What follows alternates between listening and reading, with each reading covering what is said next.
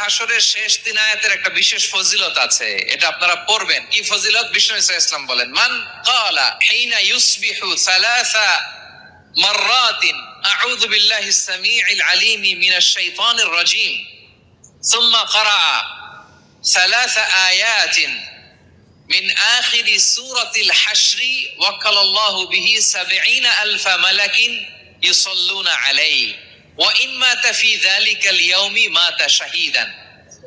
বিশ্বনবী মুহাম্মদুর রাসূলুল্লাহ সাল্লাল্লাহু আলাইহি ওয়াসাল্লাম ইরশাদ করেন, যে ব্যক্তি সকাল বেলা 3 বার তেলাওয়াত করবে আউযু বিল্লাহিস সামিউল আলিম মিনাশ শাইতানির রাজীম, এরপরে সূরা হাশরের শেষ 3টি আয়াত তেলাওয়াত করবে, রব্বুল আলামিন ওই ব্যক্তির জন্য ৭০,০০০ ফেরেশতা নিয়োগ দিবেন, যারা সারা দিন ওই লোকের জন্য মাগফিরাতের দোয়া করবে।